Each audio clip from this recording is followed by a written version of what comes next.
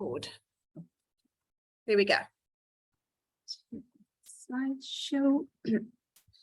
And let me see where I can move this bar so it doesn't interfere. Okay, so good afternoon, everyone. And I'm delighted to be here. It's something that I teach and I enjoy talking about it. For one, because I love talking, but the other is that it intrigues me that after 13 or 14 years as a researcher dealing with truth and reality is really a conundrum, and it constantly destabilizes the work that I'm doing. And it's not something that is faced quite so in your face, I think, in the kinds of research that medical practitioners are involved in, or medical researchers. But in the social sciences, it is something that we have to grapple with. And the problem is, if you're not well informed, you can contradict yourself. So that's part of it. But today what I want to present is how do we deal in terms of research? So I'm not talking of everyday life and so on. Let's just get it right in qualitative research. How these two, truth and reality, are kind of complex phenomena that are attached at the hip. You can't do one without the other. And really you have to understand them because in combination, they bring the kind of, or they add the validity aspect to the production of knowledge and so on. So let's see how I can do this today. And Colleen, I have deliberately steered away from a theoretical discussion. I think I really just want to, I don't want to say there's this theory on reality and this theory on truth and so on, because I think it doesn't add value to understanding how we live it as researchers. I think that's perfect. Thanks, Nana. Okay, so when we're talking especially about truth, the issue of wrong or right emerges. Am I right? So there is, so in the social sciences, we know there's a right and a wrong. The problem that we face with all the time is, how do we determine what is right and what is wrong? And this is something that we really grapple with. So in fact, in qualitative research, we avoid words like right and wrong. We avoid words like it's an error. We might say that the logic is problematic.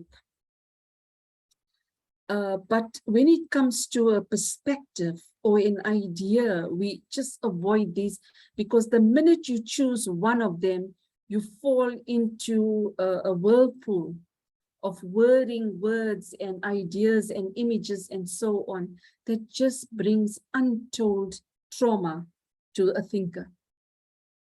So if we think about a religion, or as a belief system or something, let's just take three major ones. So if we go with the idea of right and wrong, which one would we say is right and which one is wrong? So we have Christianity, we have Islam, and we have Hinduism. And each one has its major tenets and so on. And it seems to work within that sort of belief system. So can one belief system be wrong and the other right? Or can they coexist simultaneously? Now there it forms another problem. If these three coexist simultaneously, then what does it say about the unknown? And the unknown is what happens after death, physical death. So we're not talking about spiritual or other kinds of death, but when the body has come to the end, which one will kick in? It certainly can't be all three, that you end up in heaven or hell. And at the same time, you're in an everlasting cycle of birth and death. So you can see what you get confronted with. And often it is this kind, and the reason I've chosen this particular example is that nobody has come back from death, come back to us and said, this is what happened to me when I died. There are stories of sort of in reincarnation, but we don't know because the same body has not come back. I don't know if anybody has been to heaven or hell and come back to earth, or nirvana, or whatever it is that they believe in. So you can see again now the paradox, right? As I'm talking about this, I'm now seeking a truth while I'm challenging truths. And so this is the space that you find yourself in a slippery space where you slide off, or you just crash, because no matter which position you take, you will contradict yourself at some stage or the other. So this is just to introduce. So how is this related to reality? We know there are 3 religions at least, and each one has certain tenets. But can we touch it? Can we feel it? Can we observe it? Because these are abstract ideas. And so real and reality, something I'm going to get to in shortly, to say, is there a difference between the real and reality? Please, I just want to say at any stage, if anybody wants to ask a question, Colleen, I can't see the hands, but just stop me. And so we can discuss it at that point.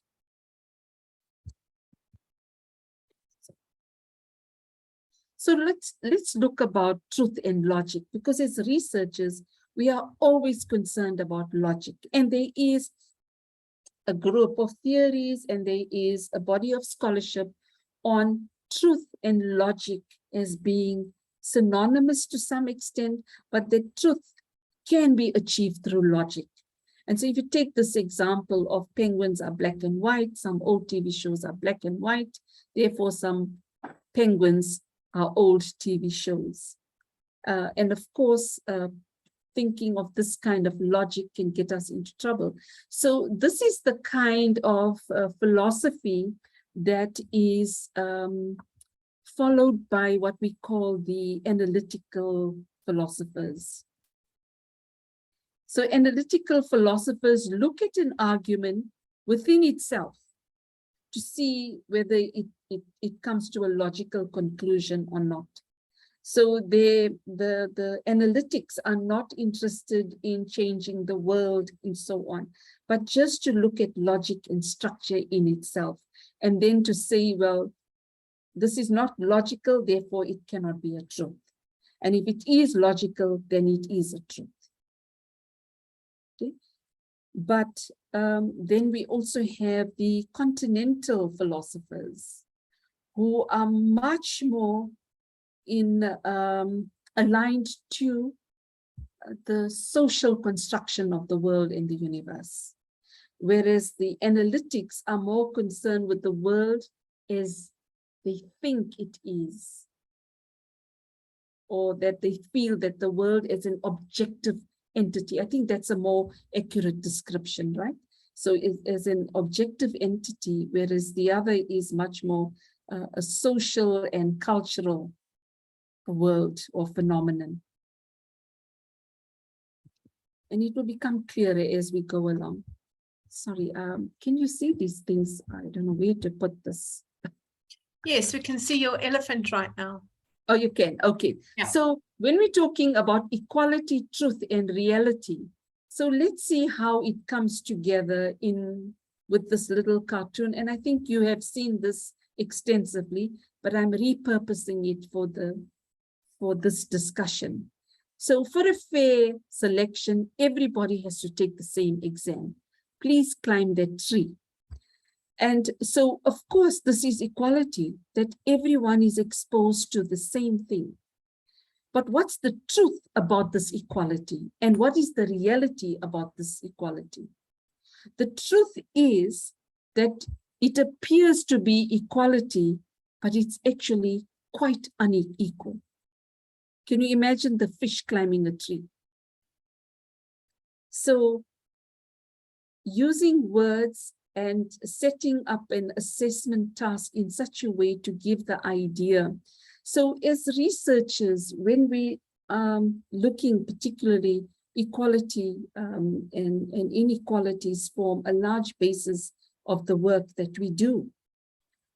And perhaps also in medical science, I think the practice, or I don't know how to describe it exactly, but the kind of work that you do in which you give the same dose to every patient.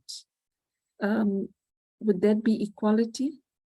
And what would the truth and reality of that be if you had to then follow up with an interview with the person? Would you get some different ideas about the truth of equality?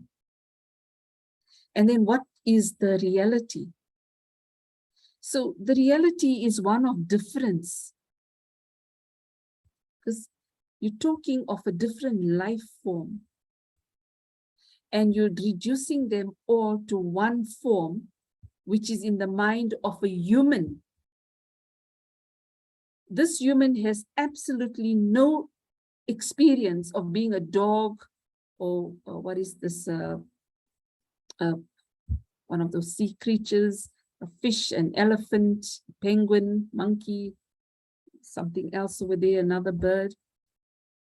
So can you see the kind of disparities that are at play over here? So in our research, we have to position ourselves as the mediators of truth and reality, because we are the researchers. Everything is in our hands. And this idea is to bring forth that we are not in someone else's shoes. So we don't know their experiences. We don't know their truth, and we do not experience their reality from whichever vantage point we are looking at. And the only way to access it is to get them to speak about it, is for them to express it. They don't always have to speak. They can draw it, they can act it out, and so on. But then the sophistication comes to the thinking of the researcher in how to get access to someone's truth and their reality. Of course, we're entering another phase when we're working with animals. So how do we get into their heads, into their minds, and so on? So it's something to think about, which is why social scientists, we don't work with other life forms in a hurry, although now we're moving into what is called the post-humanist phase, which talks about our inability to communicate effectively, not just amongst humans, but with other forms of life. Do we know the feelings of a plant or a coriander leaf as we're slicing through it? Does it have feelings? We complicate it by thinking in that way. So what I'm trying to do today is to also show you how social scientists who do qualitative research in particular set up an accident scene for themselves, where they are, victims and traumatized at every stage of the research. And the question that might emerge at the end of today's talk is, you might ask yourself, so why do we do it? And maybe I'll answer it at that stage. So if we move away from the idea of equality and we then think about equity, then how is truth and reality portrayed there as well? Because there are also some complications. In dealing with equity, we provide the same, but we provide the support that will bring them to the same level. But it only brings sameness to the one phenomenon that you're working with. So if you're talking about learning an idea, but because we're in social spaces, there are other things that impact on learning. So it has to do with how you, whether you've had nutrition or not. Sorry, Colleen, I'm just going to move to another space since the patriarch has returned home and there might be some noise here.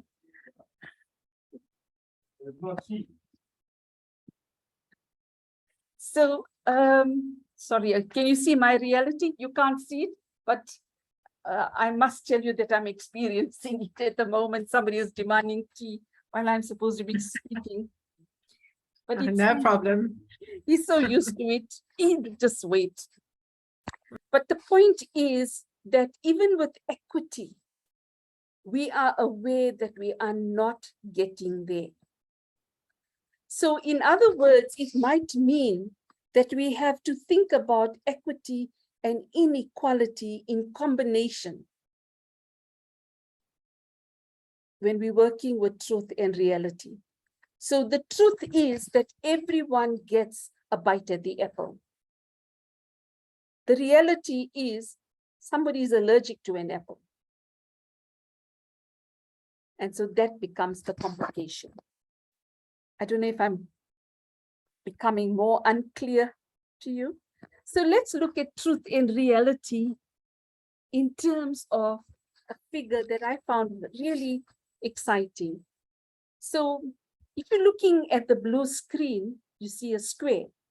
And if you're looking at the gray-green screen, then you're looking at a circle.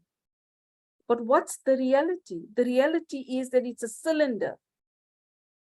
And so reality can, to some extent, truth could be, to some extent, a distortion of reality. But both are truths, nevertheless, because there is a square on the one wall, and there is a circle, even if it's just a projection.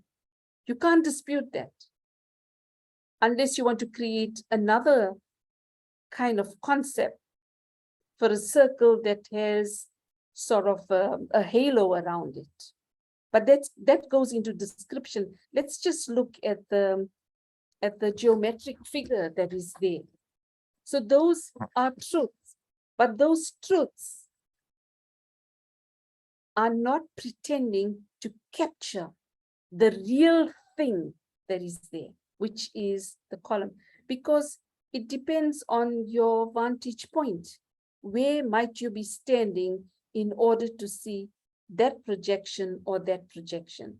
So it's the same thing, you know, you're the researcher and you're a participant. You would not be seeing the same thing. And so the main thing to remember as a qualitative researcher is that you cannot be judgmental. You are not there to judge the correctness or the wrongness of what the participant is saying. You're not an adjudicator. You're actually trying to capture both of these. So one truth is that it's a square and another is that it's circle. So what would the role of the researcher be? It would be useless if you just had to report, well, one participant said it's a square and the other said it's a circle. The real work starts now. Now you've presented and represented both versions. The question is, why? Why would one person see a square and another a circle? And what does it mean to have these simultaneous truths? What could it mean for practice, for social justice, for whatever it is, for treatment or whatever it is that you're doing. Because that's the thing. So the idea of a social scientist is to capture the multiplicity of truths that operate within a social setting, and then to make sense of that. So it's, also looking at the political parties in South Africa. We look at ANC, you look at DA, look at EFF, you look at ACDP, and all of them, what are they stating, what are their practices, and so on. At the end is not to say, well, I'm going with EFF or I'm going with DA because of that. No, the role of the researcher is to kind of make sense of what would it mean if you chose ANC? What would it mean if you chose DA? What would, so that at the end, some wisdom comes through for the person who needs to make a choice, which is not the researcher.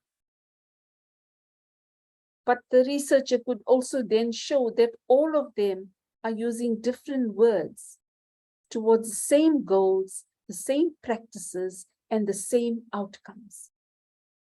It just depends on the theory that you're using, the concepts, the conceptual insights that you get. But the whole idea, what I'm trying to say is that your research does not just end, well, there are multiple truths. There's multiple truths about everything. But why these particular ones? Where did it emerge from? How did it develop? How is it being established and taking a hold on the psyche? And what can it tell us about the social order that we're living in?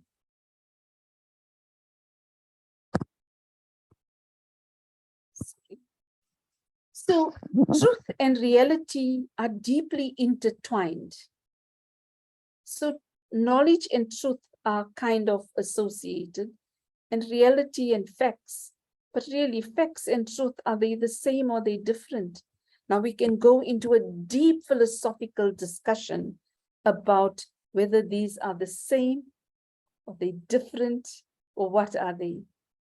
But we know that there is some influence on belief systems, on opinions, feelings, and doubts in the production of knowledge, the understanding of truth, in the making of reality, and so on. So it's very complex, and this diagram does not actually capture the complexity and the messiness of dealing with truth and reality. So what does one do as a researcher? I'll come to that just now.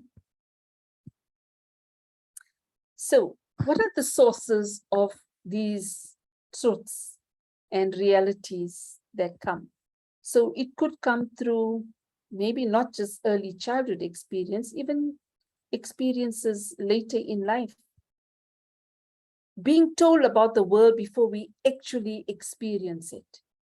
Think about being brought up and your mom tells you, never trust a man. And how does that then play itself out in your life?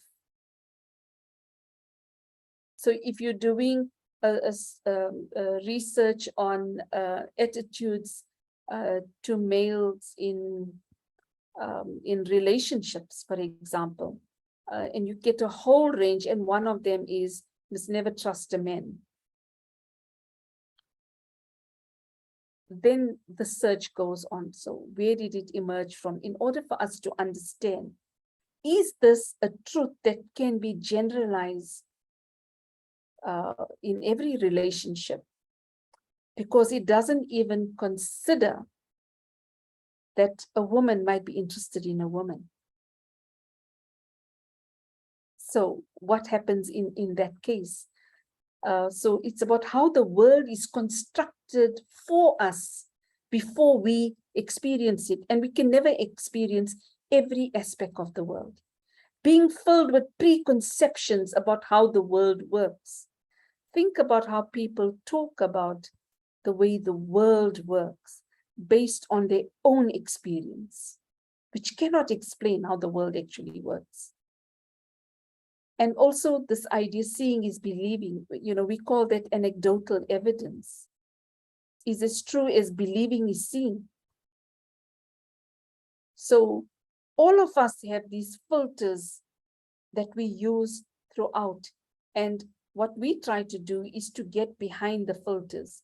Although I must tell you that if you really go into social science research, there is a lot that never gets to the filters, that never gets to explaining why the multiplicity exists, or how we can make sense of the multiplicity. I've seen a lot of studies in which they just end, well, there's 5 different, and this is how you set it up, and this is the hierarchy, and so on. Some form of adjudication is taking place. So the other thing that we also consider is, and this is based on Foucault's idea, what he calls governmentality. What we regard as our own unique perspective bears the imprint of other people's ideas. So governmentality is how you kind of surveil your own thinking, actions, and so on. And you often think that, this is my idea, democracy, freedom of thought and all, it's my idea. But it has been planted in you. You cannot even trace where that idea was planted in your head. But you almost believe that that is your perspective. It's unique to you. It's a personal value. It's actually a cultural value that has colonized your body. And it's now, in a sense, your idea that it's you. So truth and reality are really on a continuum from objective to subjective, and it could fall anywhere. But as social scientists, we never believe that there's anything that is truly objective. And we don't believe that everything is truly subjective. What we strive for, and we accept that the research we do is subjective, but we try to move towards objectivity. So we try to reduce subjectivity, not to eradicate it. But there is a blurring at some stage. So there are some, I shouldn't call these theories of truth, I should say maybe some ideas of truth, which were delivered. So there's 4 of them that came through the TRC, in which you can talk about these different dimensions of truth or different kinds. There's forensic of factual truth. That means you can actually find the evidence that supports what happened during apartheid. And then there's social truth, the truth of experience, the truth that we all suffered some kind of pain or trauma. We might not be able to say exactly what it is, but there is this accepted idea of trauma, or the idea that that Nelson Mandela has always been our president from the time he entered prison. Doesn't matter who was officially ruling the country. Now that's a social truth, because it's not real. In a sense, it never happened that way. He became the president only after the end of apartheid. But the social truth is he's always been our president. That's the difference. Then there's personal or narrative truth, my story, that's my personal, and whatever I say is the truth. And this healing truth, if I talk about it, it heals me, even if I add a little bit of extra ingredients to the story. And then Foucault talks about very similar to these, but the one that is here, which is not, maybe it is there, is this criterial notion, a truth that cannot be challenged. So if you say a baker's dozen is 13, You will find it in practice somewhere where they still practice that. If you buy a dozen loaves of bread, you get 13, not 12. And so on. So the challenges of getting to the truth or the real are these. It's the imperfect perception. It has to do with imperfect interpretation, imperfect memory, and imperfect information. You'll see nowhere do they talk about wrong and right. Okay, I just want to go back to this one. I was trying to think, I said I will get back to it, and I'm trying to think what was the idea that I said I'd get back to. If anyone could remind me when I finish. So getting to the truth and seeing reality, what are the challenges that we face as social scientists? We face this most often when situations are complex. And they're so, how could I say, they're so intertwined with other issues and so on, that it becomes really difficult to get to the heart of the problem. And that's when it becomes even more difficult to get to the truth or to see the reality. When we're asking philosophical or questions that have to do with your psychological being, so when you are researching perspectives, opinions, and feelings, for psychological, it might be things like perceptions and so on. And how does one then represent truth and reality? So these are the challenges that we face. And as a social scientist, we do work through it. So the thing I want to tell you is that you don't have to be afraid of these, because there are ways and means and theoretical supports to work your way through all of these, because you're also entitled as a researcher to at some stage say, so now I'm leaving the work of the field and I'm doing the work of the head.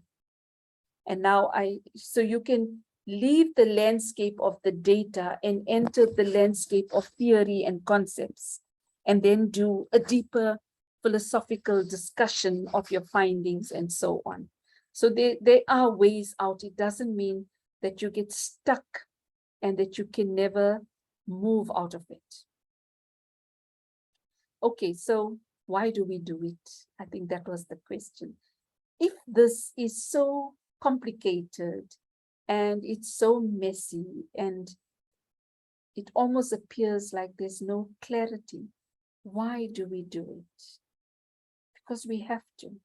Somebody has to provide some kinds of explanations about social phenomena, about human behavior, about teaching and learning, about managing, or whatever it is that one is doing, that we have to provide some kind of explanations for what is happening. And through those, we hope that we can better navigate the social space that we live in, because a social space is not something you can touch and feel and taste. You kind of experience it bodily or mentally or emotionally. And so in order to survive in that, we need some answers, some aspects to hold on to in order to understand the social that we live in. So I'm going to stop there and perhaps take questions at this stage. Thank you so much, Nana. I'd like to make a comment that this is not only in the realm of the humanities type research. I think, and you people in the audience can agree or disagree with me, that the COVID pandemic has taught us so much about clinical research, truth, and reality. And I think just recently of the Moncrief paper that came out from University College London, where a team of psychiatrists are challenging the SSRI theory for depression. And they maintain that it was a theory posited that was taken on by Big Pharma as fact. And they are sitting on that end of the continuums to criticize the SSRI theory.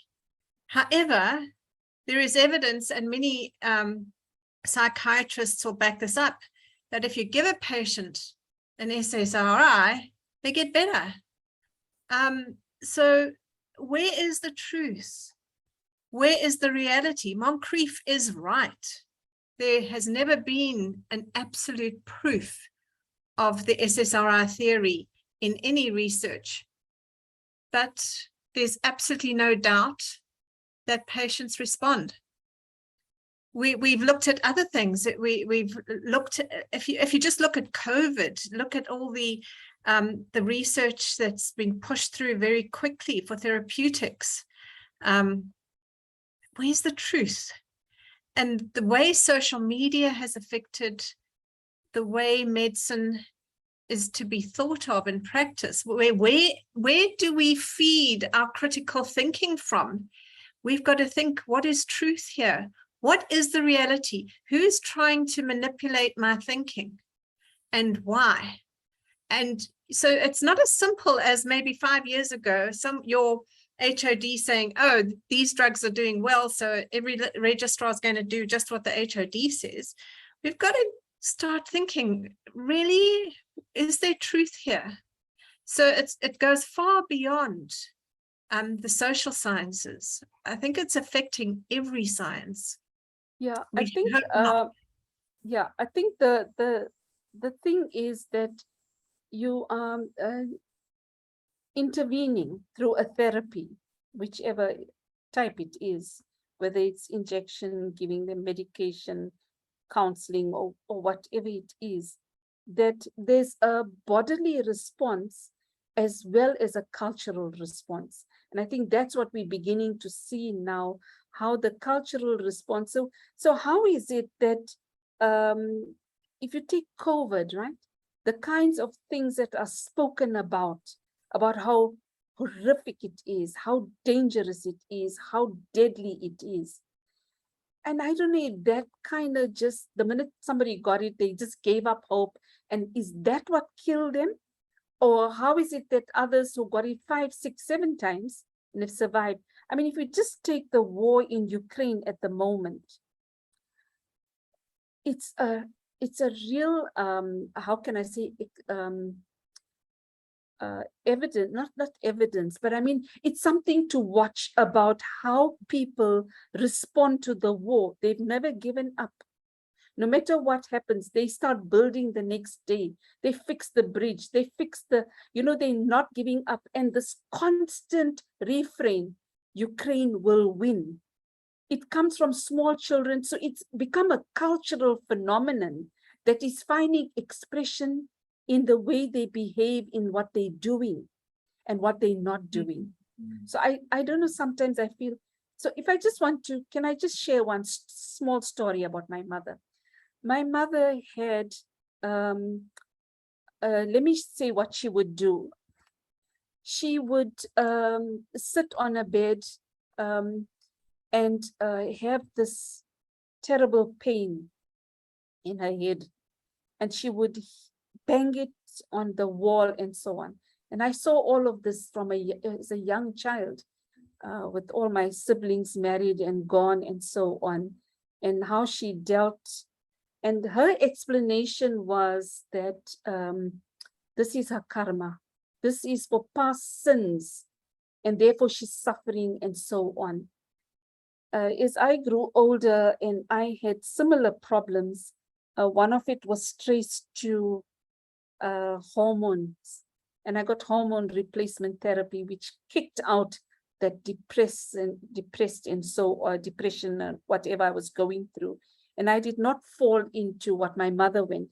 And when I thought back, I thought my mother either had depression or she had a hormonal imbalance.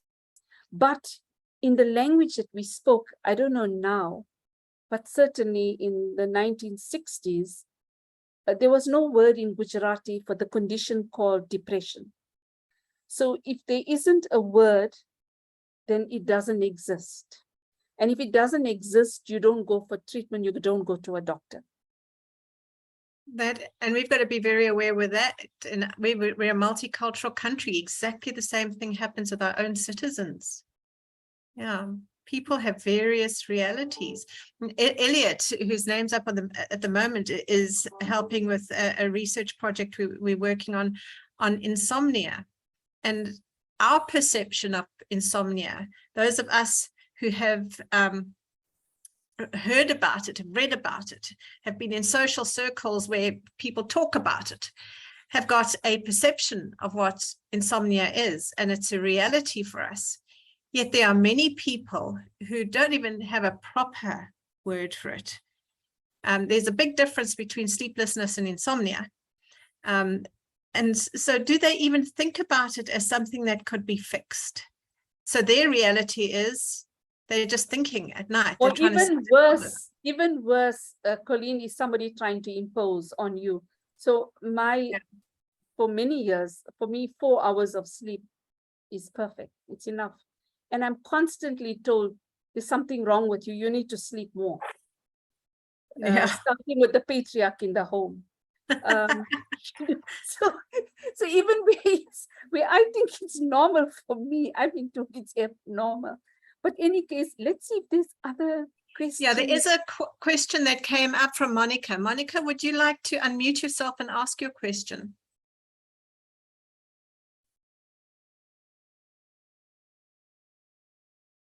Monica, are you still with us? Okay, I'm going to ask her question anyway. She says, may I know if we can conclude that qualitative research is rooted in morality, since it has to do with right and wrong? And if so, how do we come out with our study findings? No, actually, the point I was making is that it doesn't have, it's not about right and wrong.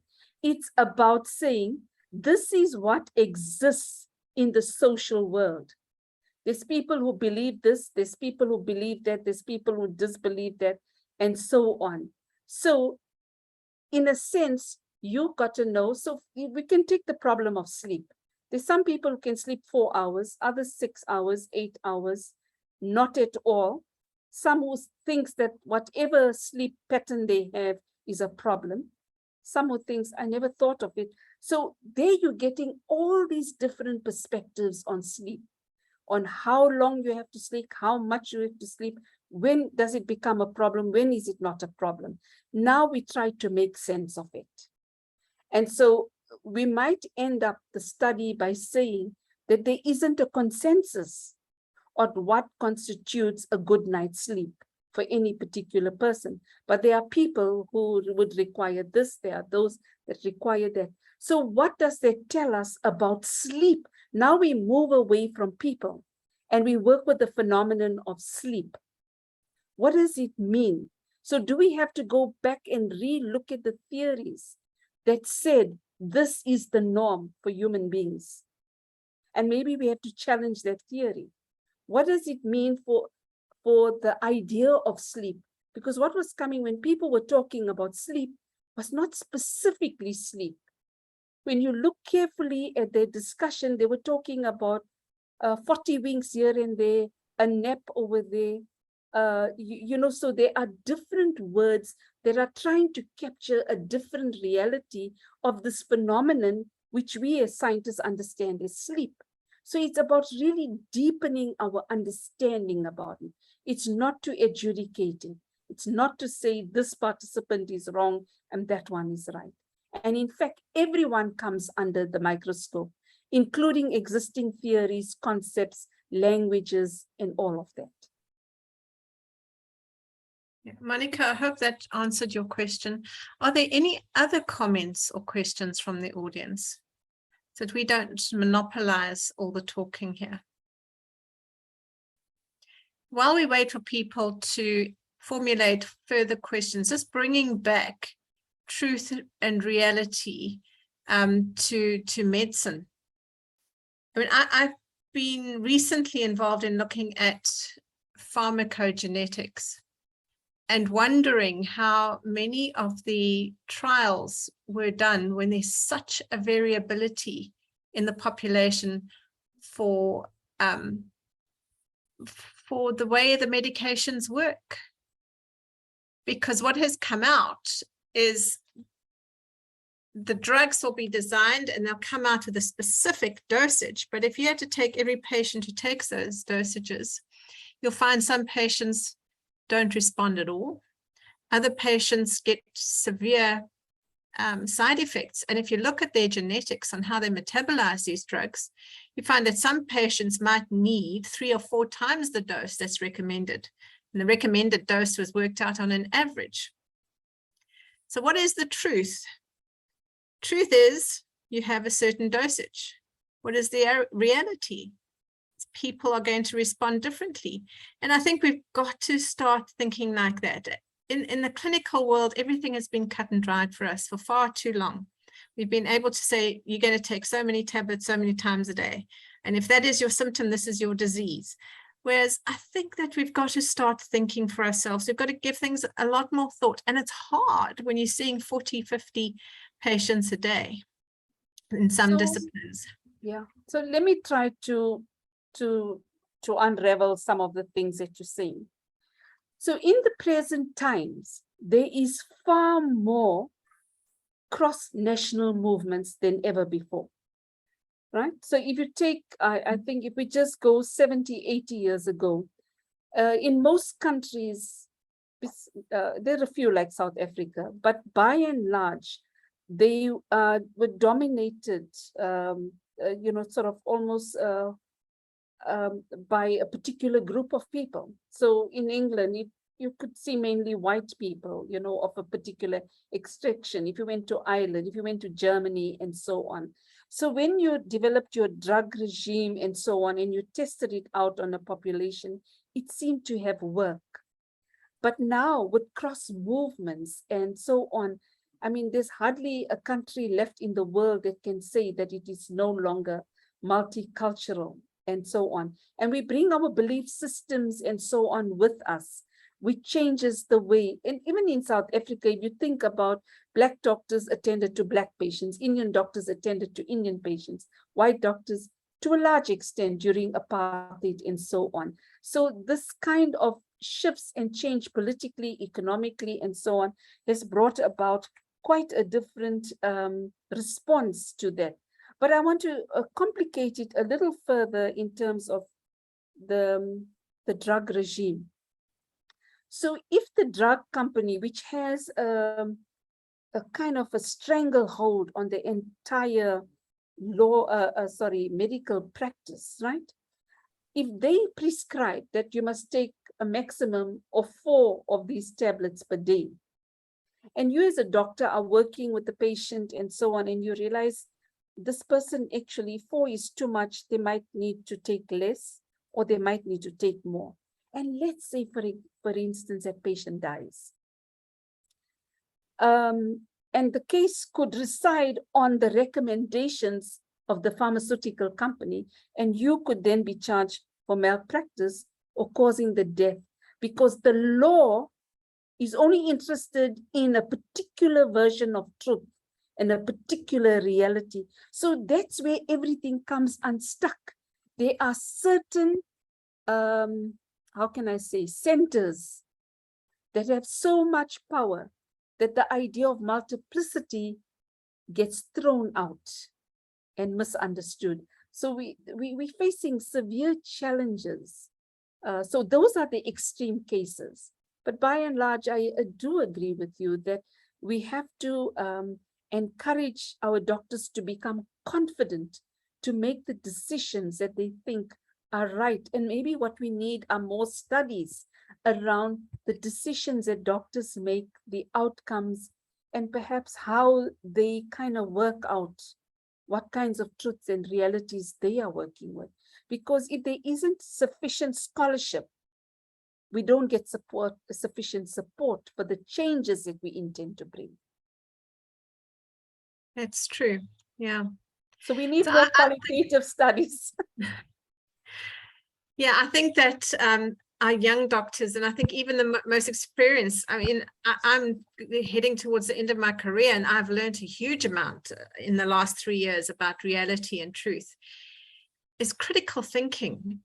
I think it's becoming more and more apparent that, as you mentioned, the complexity of everything is increasing, that we've got to start thinking critically so that we can find the truth. And I'm still uncomfortable about this different truths with people that are being abused. I mean, there's this, I don't know how many people follow it, but my mother does, this Meghan Markle and Prince Harry and their truth and the royal family's truth. And I mean, that is where this multiplicity of truth is being so abused, you know. So Meghan Markle says she didn't bully anybody, and the people in the palace say they were seriously bullied. So when people are coming with their truth and their truth, which truth is there? There must be a truth. Was there bullying? Was there no bullying? And we've got to be very careful that we don't start, when we start using critical thinking to define various real truths, that we don't become overwoke and just blur everything as, oh, okay, it's fine, it's your truth. So maybe I forgot to say this. You know, ultimately, the researchers do have a truth and they know a reality, right? But now as social scientists, we don't push ourselves in, but it would be a travesty to say that all of those, the point I want to make is that towards the end, when you start theorizing and so on, your own thinking comes through about the nature of truth, for one, and related to a particular phenomenon that you're looking at. So if you're looking at how famous people manipulate truth and reality in order to make more money, to be more famous, or whatever it is that they're seeking, then I think there are ways in which, as I said, there are ways to manage it. It doesn't mean that that your truth, which is a lie, because then it's up to the researcher to bring in, although we don't ever say that we don't start off the studies with this triangulation, but there comes a time in which you try to say, what evidence supports this perspective? And there might be evidence not through the participant, but in other spaces that one can get. But when you're dealing with this kind of a study, it's important that it becomes part of planning of the proposal. So if I'm doing a study of famous people, I know that one of the things is I'm going to have to get secondary data sources. You know, you have to back up. To back up. So it's very hard is to their get truth the truth? Yeah. There's an incredible amount of abuse, especially, and I'd like to recommend to people, if you're interested in this philosophical thinking about what is truth and what is not, and how people's thinking is manipulated, there's a podcast series called The Coming Storm by somebody, Gatehouse, I think. And it's all about how from the 1990s, how the internet was used to create memes that became truths in society, and how a whole society could be manipulated in their thinking. You don't have to go so far back. Look at Trump, what he's done. Well, he was part of it. And what Gatehouse does is it goes right back to the 15th century, where there was a monk who clearly, if you read what he wrote, was accusing women of being witches and how evil witchery was at the time. And witches were just part of society. People were called witches if they created medicines and everything, but he made it this evil thing. And under normal circumstances at the time, nothing would have come of it. But the Gutenberg press had just been invented. So he could print his book. And lots of people could actually read that book. And they believed that. And we are coming to a social point, another huge leap in the way humans interact now with social media and the internet. The same kind of thing as the Gutenberg press was abused to create a frame of mind, create a way people think. Same thing is happening now. And so that is why it's so important for us to know how to discern the truth from all the information that flies our way. In fact, that's one of the key things we have to teach. But there's something else, and maybe we should watch a movie together, all of us. This movie is called Truth. It's a fascinating movie set in a monastery with the nuns and the father, the priests, and the case of a child. So was the priest a pedophile or not? So then you begin to see how elusive truth is. I think you're talking about Doubt, the movie Doubt. Oh, sorry, is it Doubt? Sorry, Yeah, it's Doubt. yes, It's yeah. Doubt, not Truth. My brain is not working. Sorry, thank you for, but it's such a fantastic movie. I still look back and I can't make up my mind of whether he was or was not. But, perhaps we can, and we can see, because I think it's a study in how to also become a researcher when you're trying to navigate these muddy waters. Yeah. Nana, I'm going to thank you again for your time, your generosity with your thought. Thank you so much. We kept the audience until 5 o'clock. That says something. So thank you everybody for attending today, and especially at the later slot. Thank you, Nana, again. And then next week we'll be in touch. Sorry again about last week for those who found out at the last minute there was no speaker. I also found out at the last minute there was no speaker. So it was just one of those things. We're still going to find a speaker for next week. I'm handing over to Professor Hiff next week, as I will be away. And we'll see you next week and the week after. So thanks everybody for attending. Bye-bye.